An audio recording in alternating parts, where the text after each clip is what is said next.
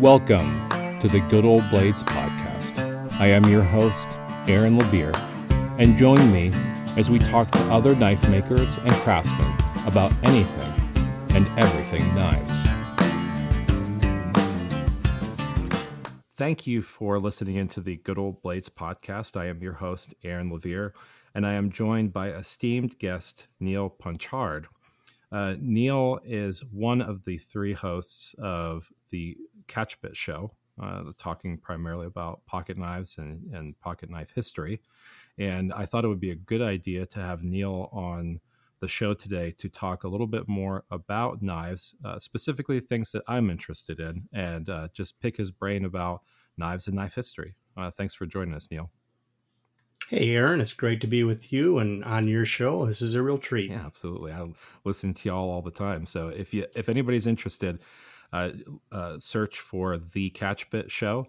You can find them on most major podcast softwares out there. I listen to them all the time and religiously. So every time they have a new episode, I'm one of the first to listen to it. So, Neal, for the sake of my show, I would like to get a brief introduction from you. Just tell us a little bit about your involvement in knives, some of your publication work and whatnot, whatever you're comfortable with sharing.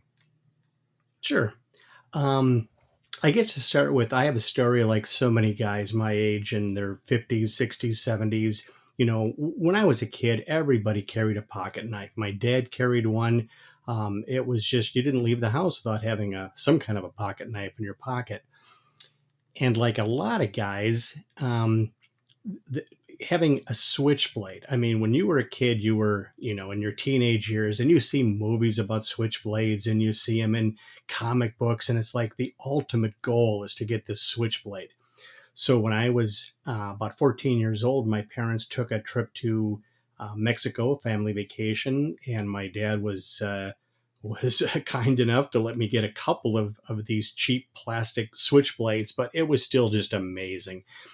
So from handling pocket knives since I was a kid, my dad having pocket knives, learning how to sharpen knives on an old stone. It's just something that I just grew up with. And it kind of blossomed for me into collecting. I joined a local knife club, the North Star Blade Collectors in Minneapolis. I think in about 1981.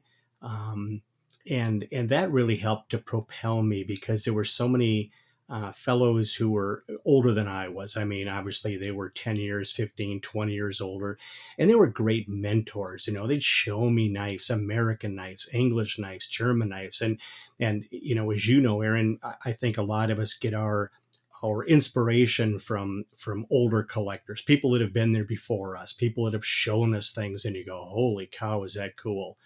So I was really just a human sponge for the first, 10 years after joining that club, just listening to these guys talk, looking at knives, learning how to tell one knife from another, learning knife patterns, learning what something original was.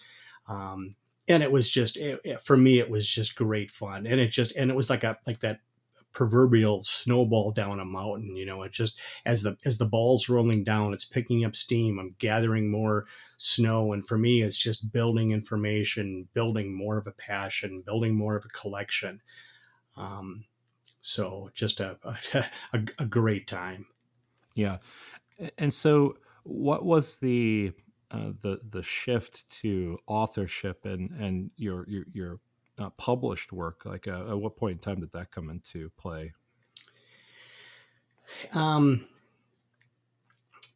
Being a collector, I think for me involves not just collecting, but also looking for information, reading information, finding books, and sometimes you go to find a book and you can't find a book on something. I actually, the first book I wrote was actually on Daisy BB guns. I was a BB gun, air gun collector at the same time. And I tried to find some information on Daisy and I couldn't find much. And I thought, well, then maybe I'll just write a book on something. And it was pretty, pretty novice of me to think that, because I certainly wasn't a writer, but I had the passion, I had an interest. And this was in 2002. It was just about the time the internet was starting, but all the information I had was still old school. It was old catalogs and old brochures and any paperwork I could find. So I put this book together. I was really fortunate that I had two really good friends, a good photographer, Ben Saltzman, and a good layout person, John Curry. These are old friends of mine, and they helped make this book really a beautiful book. We won an award, a design award for it. It went on to sell a lot of copies. And then within the next year, two knife friends of mine had contacted me, Tim Zinzer and Dan Fuller, and said, "Hey, would you help us write a book on switchblades?" And I said, "Sure. What do you want to do?" And they said, "Well, let's all get together and hash this out." So I met these guys at one of their homes. We all lived in different states. And we sat down and they said, "We want to write a general book on switchblades." And I listened to them and I thought, that sounds pretty monumentous. That's like saying, let's write a book on the history of cars. So the more we talked and the more beers we drank, I said, guys, I think we should really boil this down to one topic and yeah, or one subject. And both of these guys were really avid Italian switchblade collectors. Um, Most guys that collect Italian knives are well aware of a long history in Italy. And a lot of those knives are just so iconic. When you look at an Italian switchblade, most guys recognize that as kind of the quintessential switchblade. Americans and Germans all made great switchblades, but the Italians just made a beautiful knife. So I said, how about if we write a book just on Italian knives? And so we did. It was called Switchblades of Italy. We wrote that, I think, in 2003, if I remember right. Tim Zinzer has since passed on. My other friend, Dan Fuller, was an English professor at Kent State, a phenomenal writer. He did most of the writing. So Tim and I would feed him information. And Dan, just a phenomenally great writer. He specialized in Shakespeare, so you can imagine that his writing was just top notch. Yeah.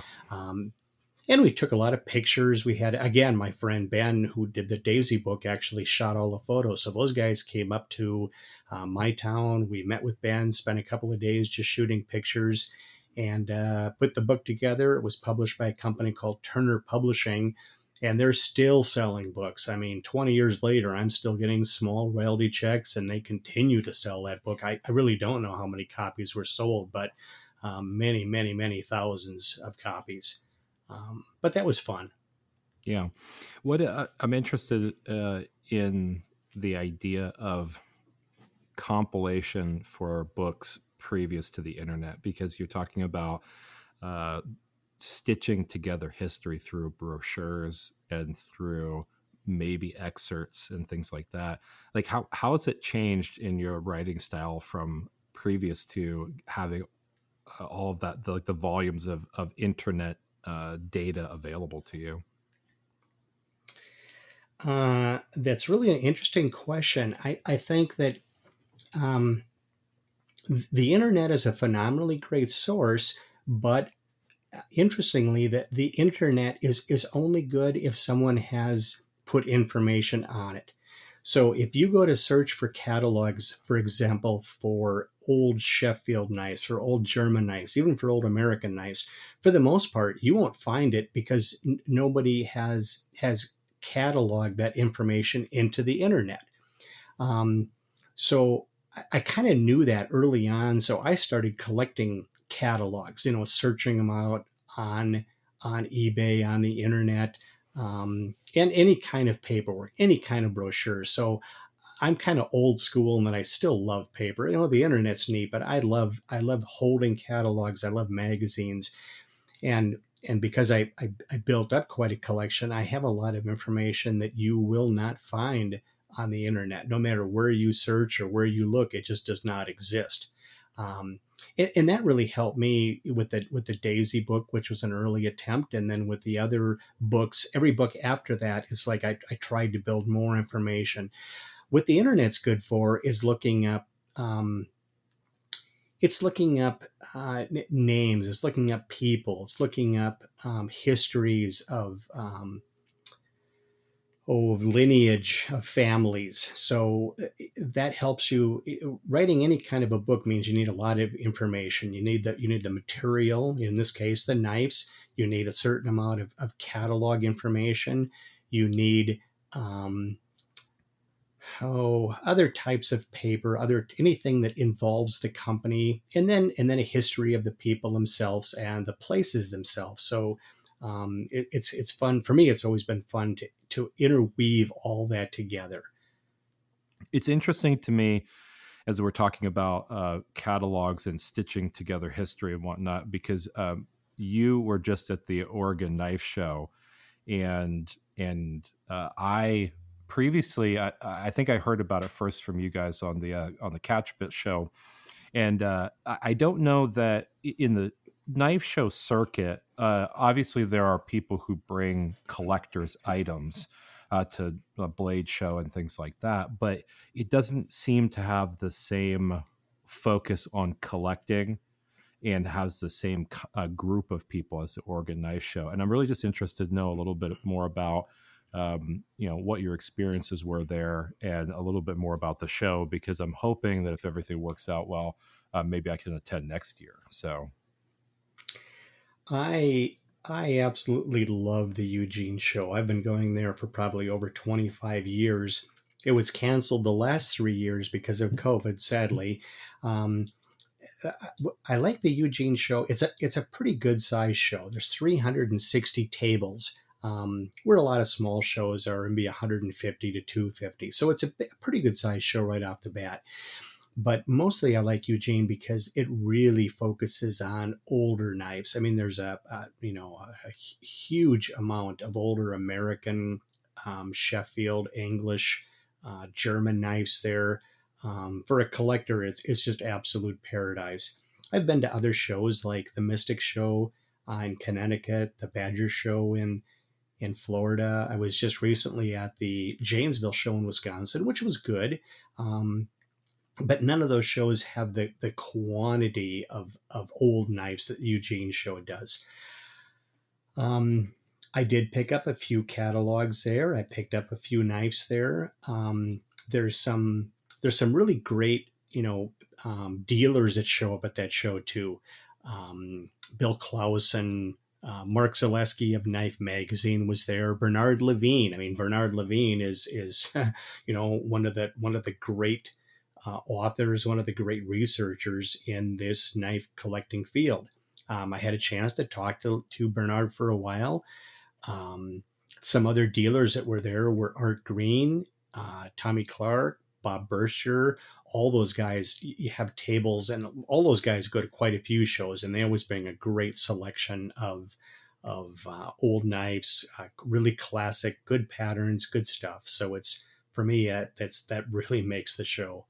The show was pretty well attended. I don't know how many visitors are there. We were there Friday and Saturday. I had to leave Sunday morning, but it always seems to have a really good attendance. The problem it has is it's, Eugene, Oregon, obviously is way up in the, northwest corner. So there's not many East Coast guys that go, and it's even tough for a lot of, mid-country people to attend. So it brings in a lot of guys from California, basically from the West Coast, but a really good show.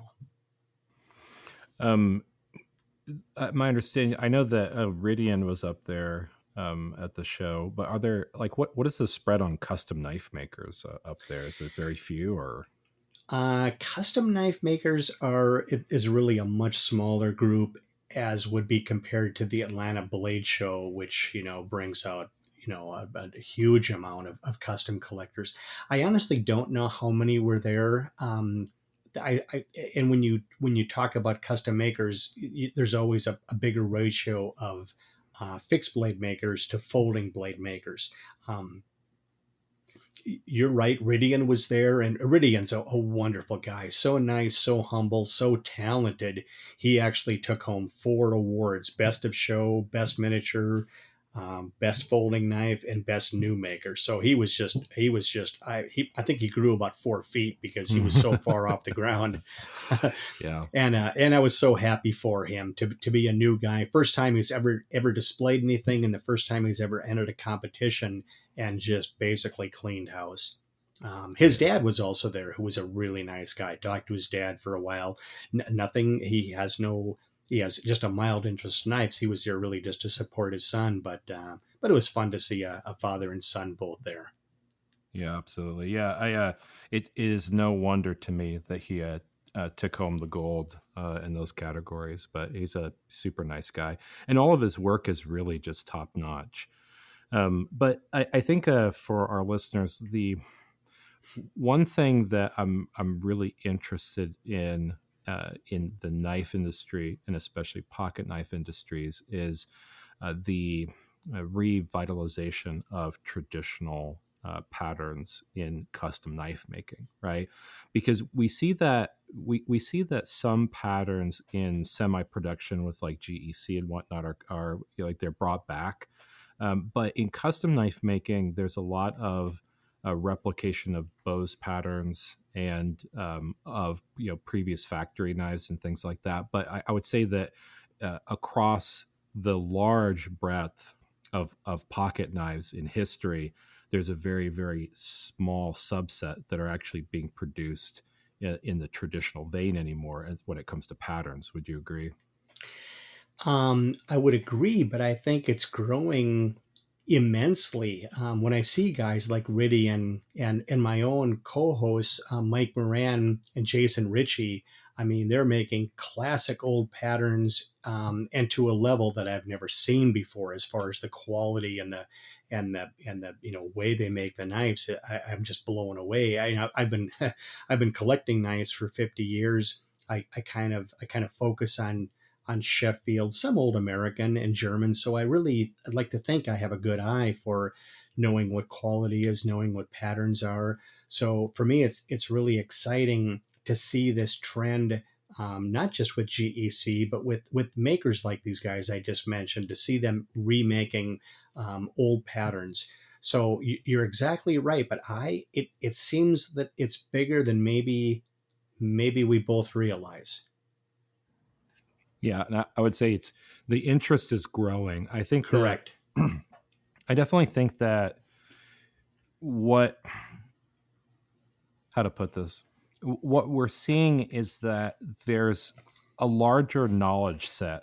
I think it's like if I figure out some technique, or Mike or Jason or Tom Ploppert or somebody, or Tim Robertson, somebody figures out some technique on something to produce an old style of knife, not just the pattern, but like some of the techniques and things that are used, that we're more willing to share it and inspire other people. And I've gotten a ton of inspiration for building traditional knives from Mike, Jason, Tim, a bunch of other like Ridian. Like I see these knives, and I'm like, man, like those are pretty cool, and it makes me want to get into it more and continue discovering. So I guess that's part of these types of conversations are it's a stitching together my own interests and kind of giving some color to pocket knife history and some of the gaps that I see there. So I'm kind of on that note. Um, I self-admittedly, I constantly am saying like I don't know what I don't know until I know it, and it's very common in my life with knives uh, to assume things until data becomes available. And one thing is interesting to me is this, like the knife mechanism and how long it's been around. Like spring knives or lockbacks or inner frames or like liner locks and things like that. Can you give me a basic idea on when spring knives became, I guess, more prevalent in knife making history, and I guess maybe similarly, like lockbacks and friction folders and things like that. Like, can you just give a basic history on pocket knives and kind of when those knife mechanisms were introduced?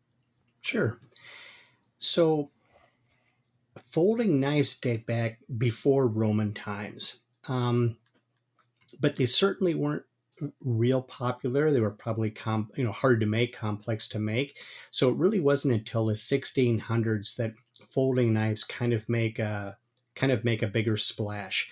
I think most of the knives from the 1600s and early 1700s were really friction folders, so they didn't have a spring.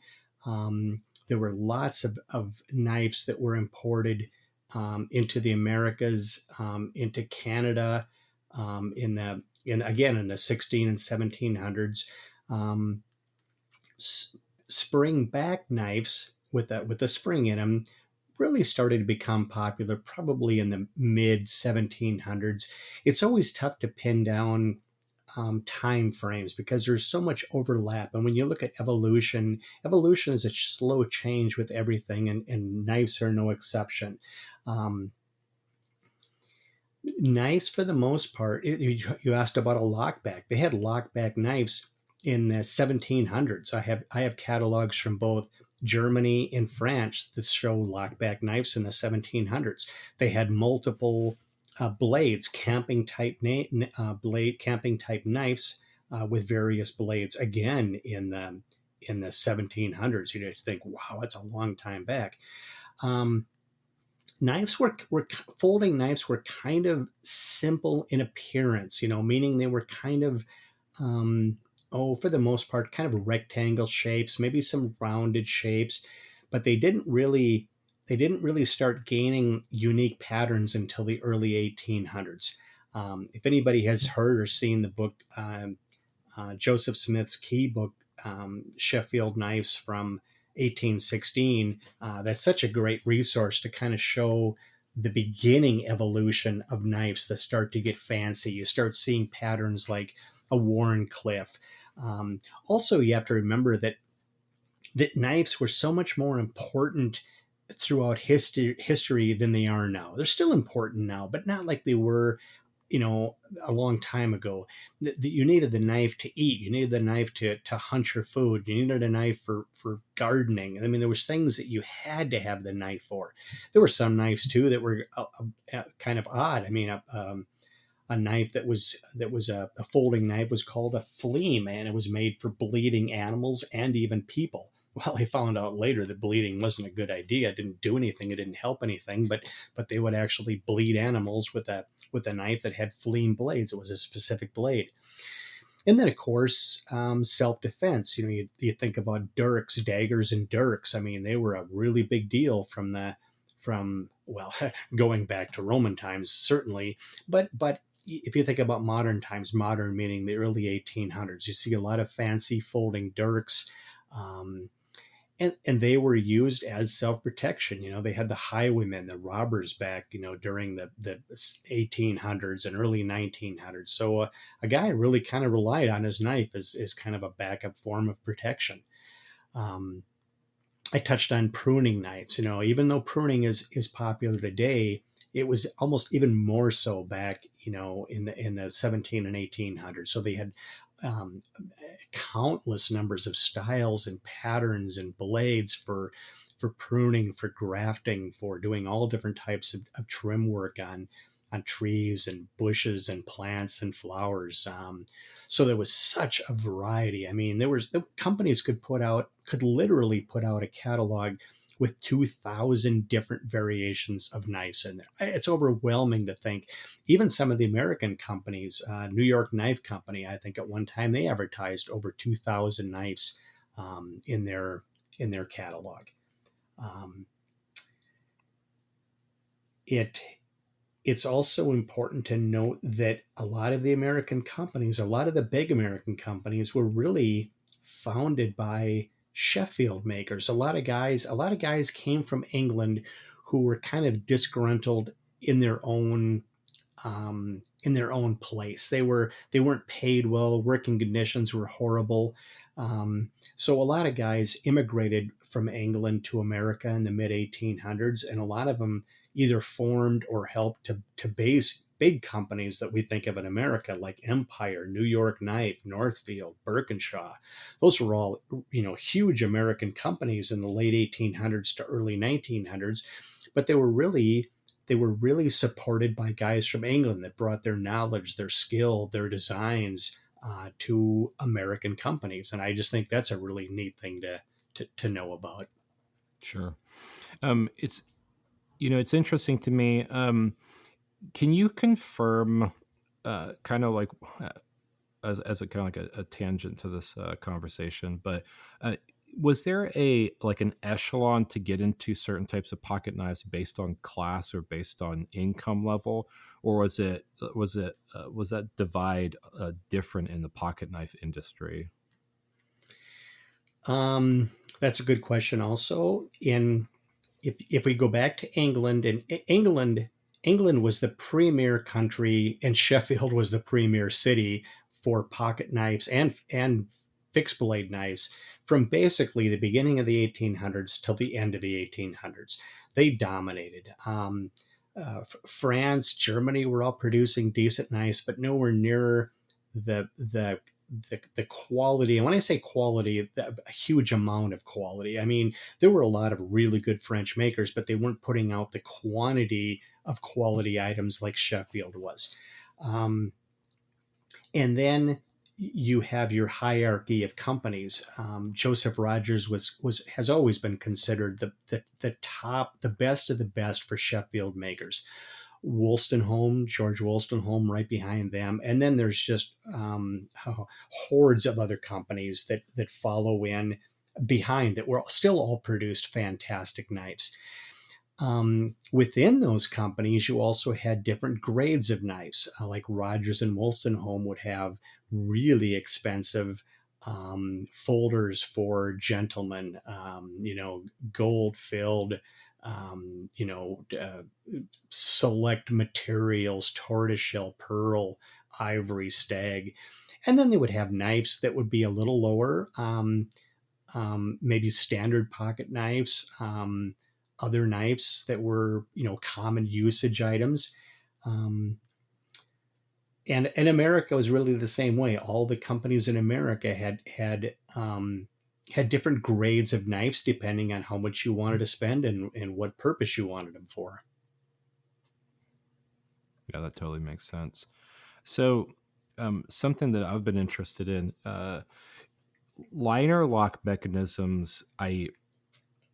I'm aware of them really kind of have like I'm aware of them having a place in the 70s onwards, right? Because in like the resurgence of custom knife making and the knife makers guild and whatnot, it was one of the mechanisms that people chose. I'm not exactly sure why, but liner locks are actually a much older mechanism than the 70s, correct? I mean, that goes back quite a bit further.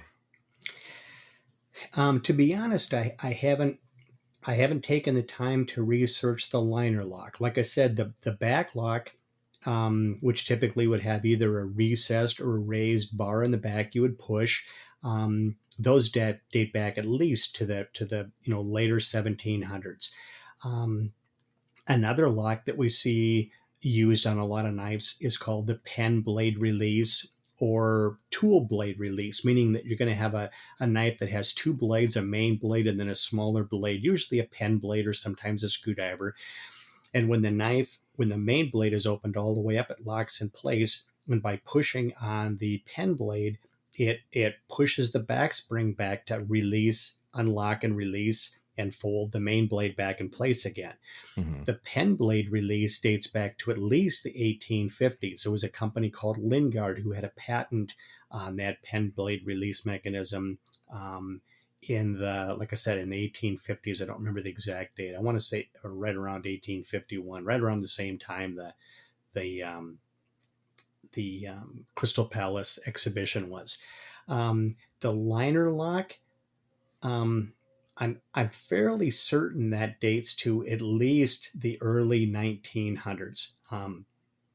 But I'd have to do a little research, and it's funny because that's been on my mind before. I've thought about when was the liner lock first around, and I, I guess I shouldn't say more without checking into it, but I believe it was the early 1900s.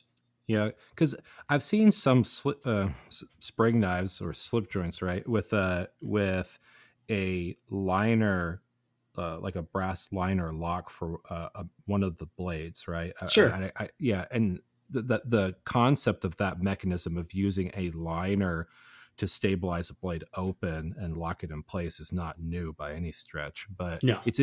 I guess like a case in point is really just that.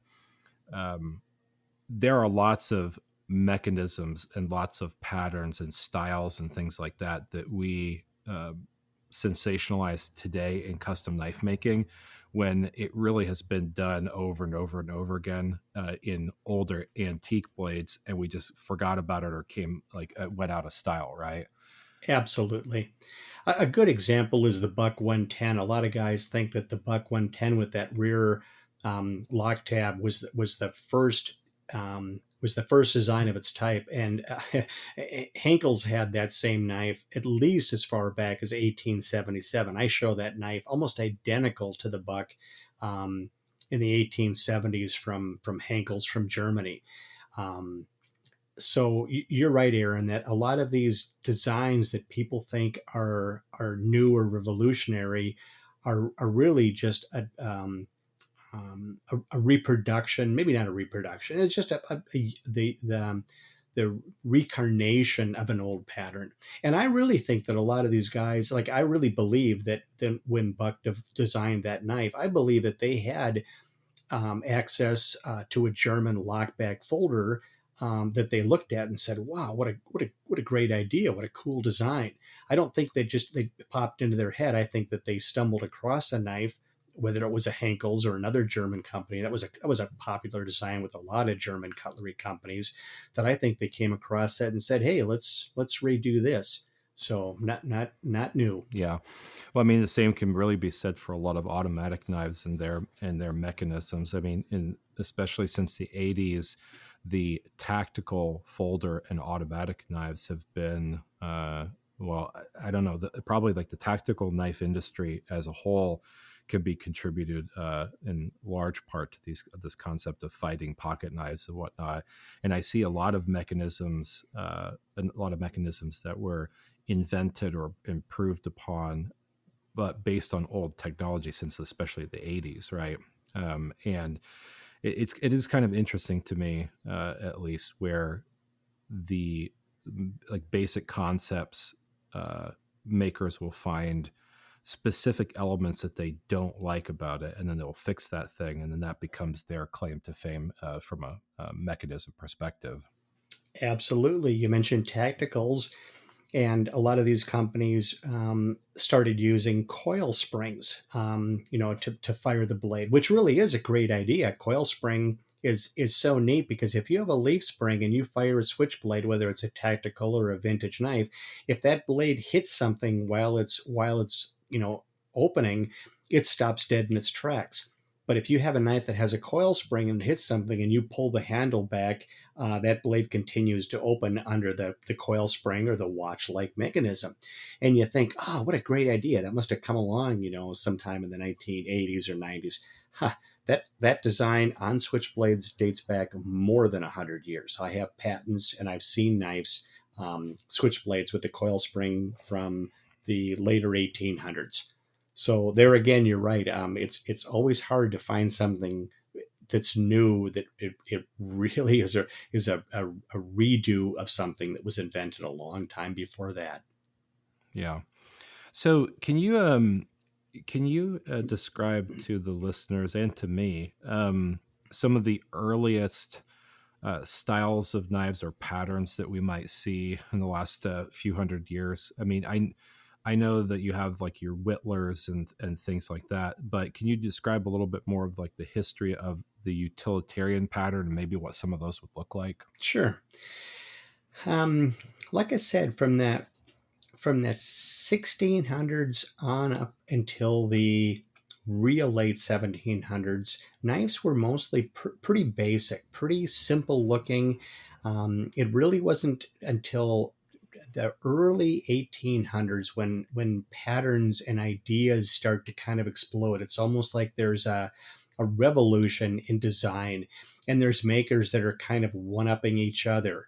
Um, by the time the first, what they call the first great World's Fair, was the Crystal Palace in Sheffield, England, in not Sheffield, London. I'm sorry, in 1851. Um, this threw down a gauntlet to not just cutlers, but to all different makers of different things, to say, hey, bring out your best products, bring out your best people, show us what you can really do. And they knew that was coming. So really in the 1840s, and before that, a lot of cutlery companies started really upping their game, started coming out with new patterns, and making things that were more intricate. But if you think about older patterns, the Whittler's an old pattern that goes back to the 1700s. And oddly enough, the Whittler name is a new name. We've talked about that on our show, especially with Charlie, that for me, it's always tough because, and we've been kind of joking so much on the show about it, but like slip joint, I mean, there is no reference to anything slip joint uh, past the last few decades. In the old days, whether it was England, Germany, or America, everybody called those knives a pocket knife, a pen knife, or a spring knife. And a spring knife didn't mean it was a switchblade, it meant it had a spring in the back. And of course, jackknife was another popular term. Um, so some names go way back in history. The Warrenclyffe goes way back in history. The Congress goes way back in history. And I guess when I say way back, I mean the early to mid 1800s. Um, um, Pruning knives. I guess that's a pretty generic term. But there was the cattle knife. Cattle knife didn't come around really till the late 1800s, but it still was a specific pattern that you would find from different makers from both England, America, and again Germany. Um, so I guess I'm not sure if that answered your question very well. Um, but I see the most interesting time period of cutlery really from the early 1800s to about World War One. When World War One hit, several problems happened. We lost so many soldiers to the war, from Europe and from America, and also England itself economically was falling by the wayside. Germany in the late 1800s, Germany was what Japan was many decades later. They were producing pretty good products for a lot less money. Um, so what was happening was that the only way that England could really compete, even in the early 1900s, was to radically reduce how many knives they offered and to start offering cheaper models. A lot of their fancy stuff was going to the wayside. They just couldn't sell it. There weren't enough buyers, which was really sad. So between the wars, between World War One and World War Two, you start seeing a kind of a sadly a loss of great cutlers, a loss of great knives. I mean, people would say, oh, yeah, well, Case Tested and Remington were both around. Their heyday was 1920 to 1940. And that's true. And they made really good knives, but they weren't really fancy knives. They made some fancy models, some nice patterns. But for the most part, they were just really good utilitarian knives of really high quality. So I guess maybe I'm not very clear in what I'm trying to say, but the Sheffielders and some of the early Americans, I always think of New York Knife Company as producing a lot of Sheffield-esque knives. I mean, beautiful knives, beautiful patterns. But the problem is, like everything, is that when you build something that's really intricate, really fancy, that costs more money. And as money starts to tie up, dry up. So do the products. And then, of course, we had the Great Depression in 1929. Well, that wiped out so many companies. It really was almost the nail in the coffin for so many cutlery companies. Again, both in Europe and America. No, and all that makes perfect sense. Like, I it, knife history. is world history, I would say, in some ways, because you can see the causal chain for how patterns and industry becomes uh, uh, prevalent, like how it rises, how it sustains, and then it falls, right? Because if you think about like the early 1800s, the post Revolutionary War era of America gives rise to a ton of agriculture and export from the Americas, right? And the economy in England, especially for products that are exported, has a status, right? It changes because America becomes its own superpower, and then you have war, you have economic turmoils and things like that due to everything that's going on from a world politics perspective. And I could see where, as you're making these artisan knives in Sheffield for a very sophisticated contained sphere in Europe primarily, that the pinnacle of artistry is there. But then as things start to shift to the Americas and like the freedom and all the good things that America is touting with free enterprise and the land of milk and honey, right? That I could see where that starts to dwindle.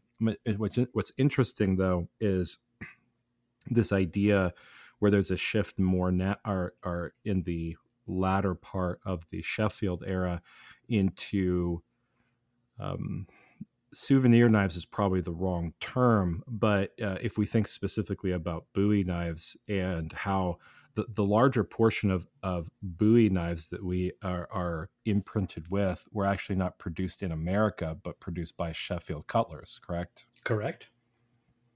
Correct. And so at least there's like the vendetta knives of France or whatever that have kind of circulated back and forth, and they're they have the Moor's head knives or whatever, and those were produced in France, but for a souvenir type of like kitschy market. We have the Duke knives and things like that that you see to and fro, and I it's interesting. Like, is the rise in some of these more standardized utilitarian or kitschy patterns a result of the industrial revolution and the ability to just make things for popularity's sake versus the utilitarian's sake that was pre end of the 1800s? I think that um, like I said earlier, I think that knives were more important the further back you go, but they were still really important, especially in the early 1900s. I mean, every farmer needed a pocket knife. Every mechanic needed a pocket knife, and a lot of these knives were had different uses. I mean, the Boy Scouts in America came about, I think, in 1910. You had all these Boy Scout knives. It was a good way to train kids, to use cutlery. Um, and there was still, I think, so many people that just carried a general purpose pocket knife for any small usage. You had touched a little bit on just the history, and to me, I always joke that I've learned more about the history of America and Europe because of my knife collecting than I ever did in school. Because every time I want to research something or think about a product, a knife, I mean, it leads me down a trail of finding out about people in history and companies and towns and cities, and to me that's just really fascinating. It's again, it's fun just to look at the history surrounding the knife itself. And with that said, I would love to encourage anybody out there to write articles. And people always say, "Oh, I'm not a writer. I'm not a writer. This was never. I'm not a professional writer by any stretch of the imagination. Um, I just have an interest and a passion that leads me to look at something and think, oh, I'd like to write something about that." And again, the internet does have a great source of general information. Um, I think people would be surprised if they thought they couldn't write an article, to sit down and pick up a knife they have or a couple knives they have, do a little research, start writing, have your friends, relatives, wife, husband reread things, to me help correct some sentence structure, something. But I think I would love to see more people out there write articles and maybe work on some papers and maybe work into books. I don't know, but I think it's really easier than a lot of people think. Yeah, I mean, a perfect example is I think I heard about this from the Catch a Bit show, but there was a woman named Victoria. I'm going to butcher her last name. Is it Bouchamp or Bouchamp that wrote a dissertation on the workshops of the cutlery industry in Hallamshire? Correct. I've read it, but not in a couple of years now. So it would be stretching my memory to try and think more about that. But it was a college project, and she basically went through all of the tax records, which was a clever thing to do. Um, Back in some of these companies to find specific information regarding how many people worked, how many apprentices worked, how long companies were around for. So she kind of went through the back door to dig up some great research on the history of certain cutlery companies. And she was not an enthusiast or a hobbyist that I'm aware of. I think she must have had some connection to knives or cutlery in general, but she wrote a fantastic paper just by digging, by finding information and putting it together. Yeah, because I think that there's two volumes that encompass the 1750s to 1900s, and I think that the first one is maybe like 300 some pages, and the second one is 280 some. I mean, so like fairly, I wouldn't say comprehensive work that you can really. I mean, you can't say that the history of cutlery in that era was comprehensive by two books, but if you look through it, there's a lot of really good insights into cutlery and by these, and she's wrote it for a dissertation, so it's interesting to me, like as people kind of pick up areas of interest, especially in knives and things, that if you want to find them, there are a ton of rabbit holes. And that's what I've found is that, kind of like the impetus for this podcast is to open up the rabbit holes of who is this maker, what knowledge do they have to share. Can we dig a little bit further than the surface, like just the magazine article surface and the individual work, in order to get to know that maker? Obviously, it doesn't apply as much to those who are no longer with us, but those who I can speak to and kind of pick their brains, that's kind of the idea, is to document it and to ask them maybe my own stupid questions, and hopefully that's a bunch of other people's stupid questions as well. so, um, Yep. so tell me a little bit. There's something I've been interested to know, especially when it comes to pocket knife embellishments, and it's the kind of the concepts of pinching bolsters and chamfered bolsters and things like that, like all the different types of embellishments that are on pocket knives, or were at the time. It seems like there's too many to count, but the naming for things has changed over time. For instance, it appears to me that a chamfered bolster, which would be called that in the I guess the antique world of manufacturing, is now what a lot of people consider a pinch bolster. But those are two very different things in the antique cutlery industry, correct? Um, yes. One small frustrating problem with having old catalogs is that while it's a wealth of information and knowledge showing models showing and the old catalogs were beautifully drawn, as you have to remember that they weren't really using photography, they were using artists to draw sketches of knives, but they are so accurate and so wonderfully done. But the problem is most companies, up until the early 1900s, would just group knives into groups of one blade, two blade, three blade, and then generally all they would really detail is what size it was, how many blades they had, and what type of handle material they had. So you can see pages of different bolsters like you're talking about, and they're all beautiful, but they really weren't labeled as to what they were. Um, a classic pattern was a rat tail bolster. Well, then they had a double rat tail and a triple rat tail, which is really cool. The pinched bolster, like you say, is actually one of my favorites. It looks like a regular kind of rounded bolster, and it's almost like at the end of the bolster where it meets the blade or the opposite side. It's almost like if you took your thumb and forefinger and actually squeezed a little pinch on the end of that bolster, it just gives it this classic, to me, it's just a beautiful look. But they had ring bolsters and flat bolsters. And then if you look at some of the Barlows, they had all different types of long bolsters. A Barlow typically would have a bolster length of 1/3 the length of the handle, is kind of a rough description, where most bolsters are relatively short, on knives. And of course, you have your shadow patterns, which means no bolster. Sometimes you'll have a bolster on the front end or the blade end and not on the other end.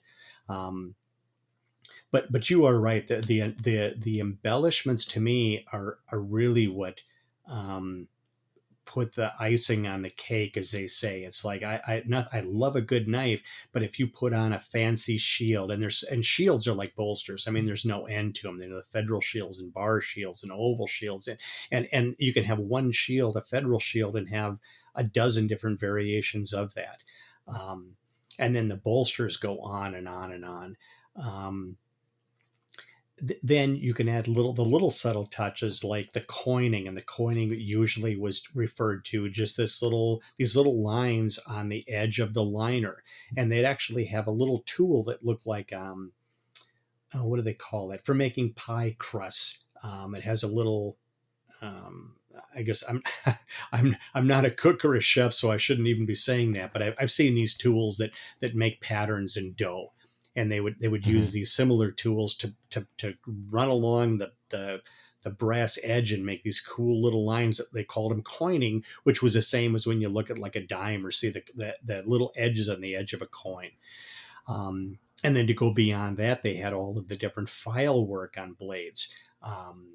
Hand cut file work. That there again, it's so many different patterns and styles, and really beautiful. On some of the really fancy knives, they would file work the inside, and you're thinking, why on earth would you file work something that you don't see? Well, it's just that little extra touch that when you open the blade and look inside and go, my God, look at that. They did something that you only I shouldn't say only a collector, but only someone who was really observant would see that and go, what a beautiful touch to something you normally wouldn't notice. So yeah, there is just endless varieties and shapes. And you talk about bolsters from the mid 1800s that were silver and lead filled. They would press these bolsters out in a stamp and fill them with lead and then solder that to the liners. I mean, I could go on with days on that of just talking about that. And then you look at the blades. I mean, there were so many blades that were stamped, not just with the name, but maybe they would have different stamps on the length of the blade. They would, a cattle knife's a good example. A lot of cattle knives had the word cattle knife stamped right on lengthwise on the blade itself. Or they'd have the company name, Bert's Best Cattle Knife.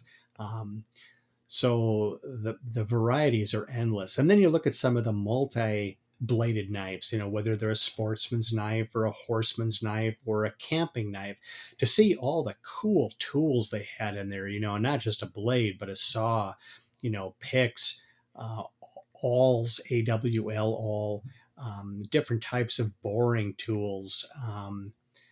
And some of these knives from the 1800s could have 50 blades up to 100 blades for an exhibition knife, or more if you're looking at the Rogers Year knife or the Norfolk knife. But I guess it's even for me, having done this for 50 years, I'm still overwhelmed when I see things I haven't seen or see a catalog cut and go, my God, look at that. So it has not lost its luster for me as far as collecting and studying and just thinking about knives in general.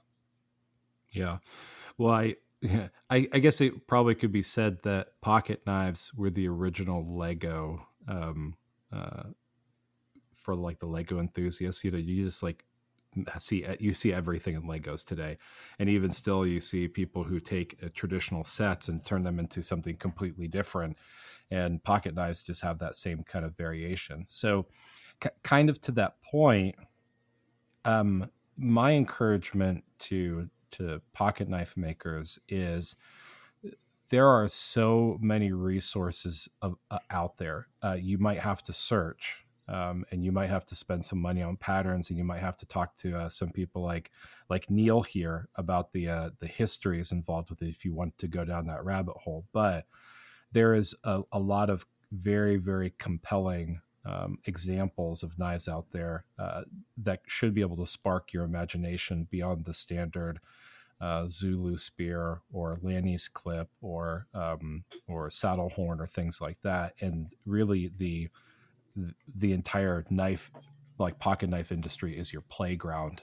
So that's kind of the focus of like what I'm looking at in my pocket knife journey is really to try to focus on the knives that appeal personally to me, and then also try to delve into some of these techniques and whatnot that I find attractive, like pinch bolsters, different than chamfered bolsters. That has its own technique for how you file those in appropriately and get them to look just right. The same way as you have old marble sculptures that look like the folds on the clothes and everything are natural.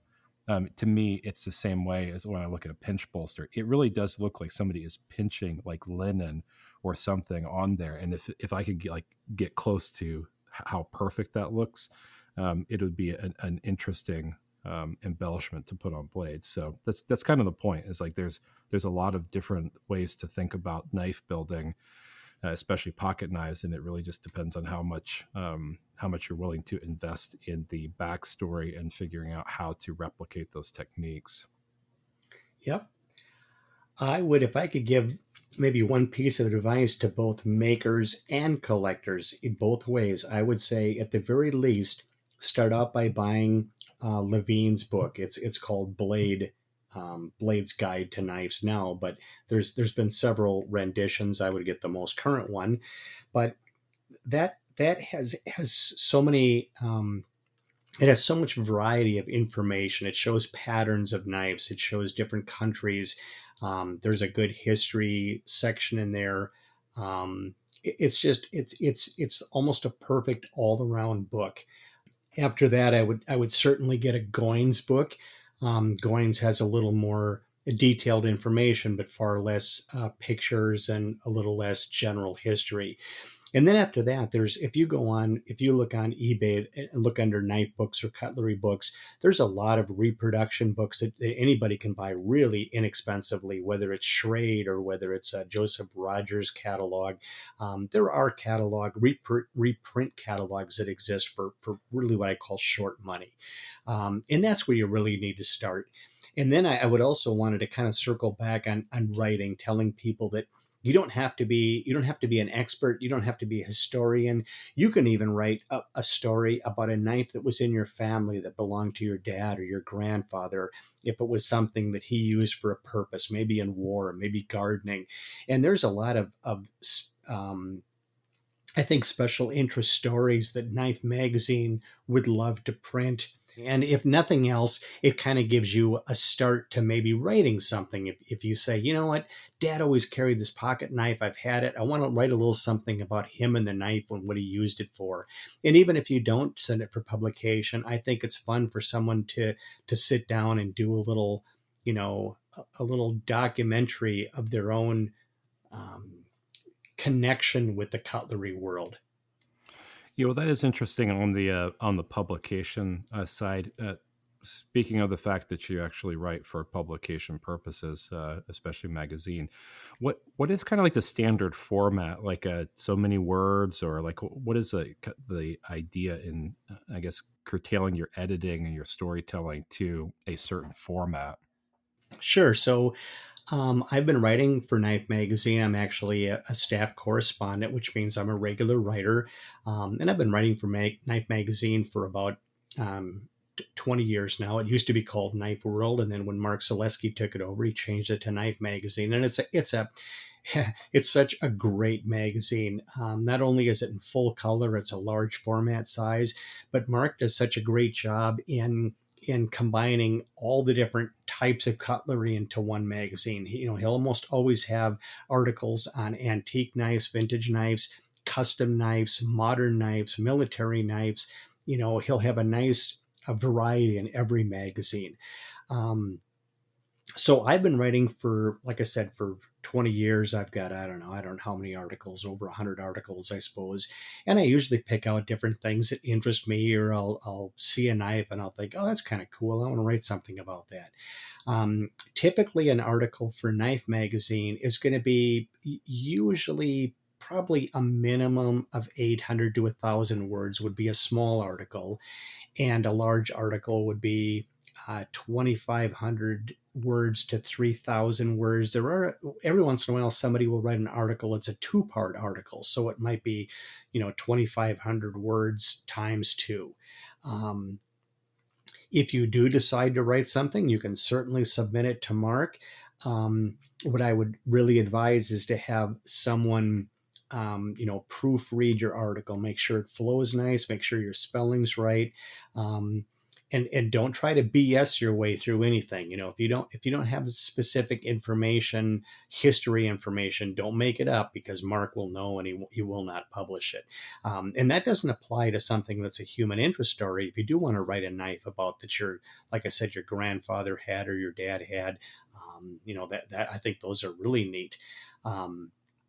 Pictures are also important. If you do submit pictures, they have to be well done. I'm no photographer either, but I've kind of honed some skill in taking pictures over the years. I know that lighting is really important. It's actually more important than the camera itself. If anybody did want to reach out to Aaron about writing an article, I'd be happy to help give some other advice, maybe some, a little bit of coaching or something. So if somebody said, boy, I really want to do this, but I don't know where to start, I have no idea, I'd be thrilled to help through Aaron. So. Yeah, well, I appreciate that. I mean, that's intriguing to me. I hope people listen to that and take that to heart, because there's so many different entities. There's so many different personalities that make up this knife world, and authors to me are the longest standing. Right? Knives sometimes come and go, get put in private collections or whatever, but the spoken word and the written word are two mainstays as far as I'm concerned, and be able to convey knives and knife history. And it's I don't feel that the magazine is dead in favor of the internet. I really do like ephemera and the having books and having magazines and reading them. And I don't know that as long as there's a place for pocket knives, that there will ever not be a place for written word. So if people want to take up that mantle, it's the same kind of concept that I was talking to Linda Carstone and Scrimshaw about. It's like she wants to be able to impart her knowledge to the next generation of enthusiasts, to be able to share and to educate and to pass that baton. But there's not that many people, or at least there's nobody that comes to her. Maybe it's because of a lack of giddy up to talk to people like that. But I appreciate that. If anybody is interested in taking Neal up on that, just let me know, and I will be happy to liaison and get you guys started in it. With that said, Mark has told me several times that he's always looking for articles on new makers, and I think that's kind of out of my expertise, and I don't know many new makers. But I think that because there are so many guys out there and gals, women making knives, that I think that makes for a nice story too. Again, you don't have to be a historian; you just have to know something about the person. How they got into knife making, maybe some of the patterns they make, why they do it. So that's a story that Mark is always looking for. And with so many new makers out there, I think a lot of people might have the opportunity to write something on a new maker. And also, and you're right. I because I'm kind of older, I love printed media. I love magazines, but Knife Magazine and other publications have an awful lot of stuff online. So if you don't want to get a regular magazine, you can pay for a subscription and just do it all on the computer which is, I mean, if you're a younger person, I'm sure that's your mode of information resource, and that's available too. Sweet. Well, Mark does a good job, and I think that it's definitely compelling to have a an editor that filters through content. I've always enjoyed the magazine because I always feel that everything's authentic, and that when I'm reading something, I'm also learning something I can trust in that, versus it being anecdotal evidences. So, I mean, I definitely appreciate everybody's contribution over there in producing a really well thought out and well written magazine. So, I mean, I have to thank you for that as well. Mark is not just the editor, owner, publisher of that magazine. He is a phenomenal researcher and historian in his own right. I also, in saying that, I kind of think about GEC. You know, GEC is so hugely, you know, popular right now. People love the brand, and they make a great product for really low money, in my opinion.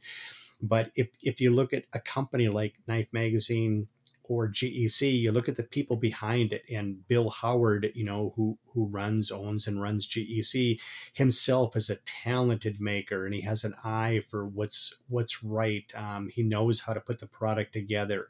So I guess I'm always impressed when the captain of the ship can also steer the ship and repair the engine when needed. And I think that's what makes a product or a company better than anyone else. Yeah, yeah, I definitely think it's a lot easier to understand what you're talking about when you're actually able to make those things, or when you're actually a subject matter expert in it. You know, in like technology and cybersecurity and everything, we call them SMEs or SMEs, like subject matter experts.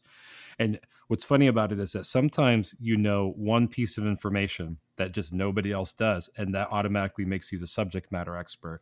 But there's kind of this paradigm shift, like when you get into the world of uh, knowledge, where you become the authoritative body on something, that you start taking maybe potentially leadership roles or qualities on, because you are the guardian of that information. But it's interesting because you've done a lot of research. You have a collection that you have reference to. You have friends and cohorts of information, and you're like-minded, right? And by age and by osmosis and by interest, you become a subject matter expert that is very compelling. Like, there's not a lot of you guys out there, right?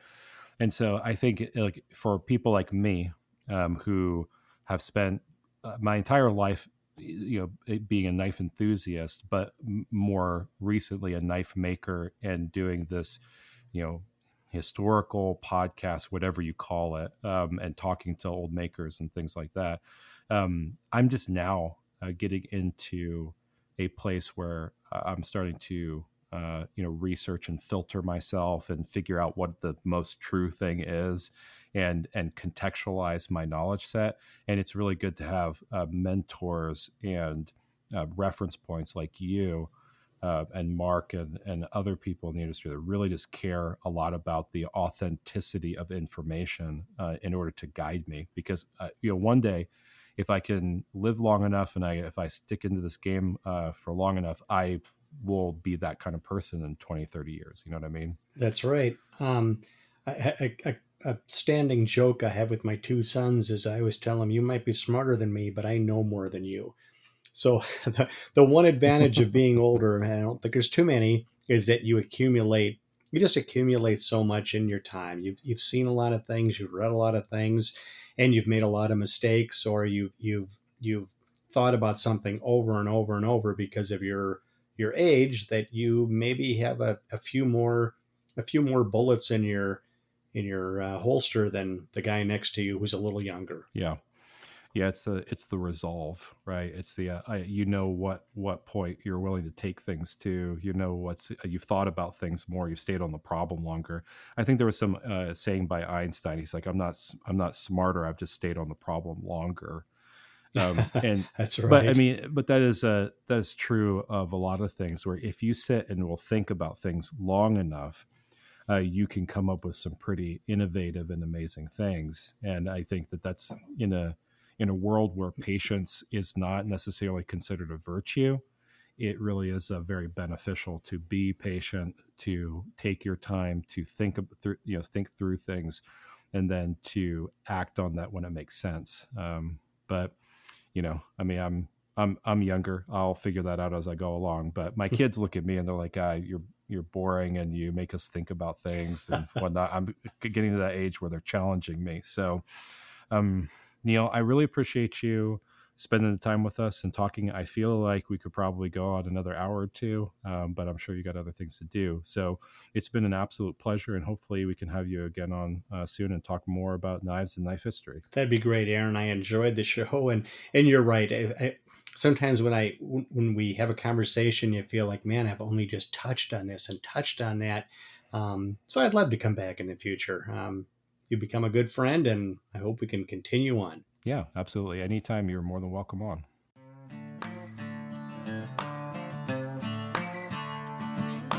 Thank you for listening to another episode of the Good Old Blades podcast.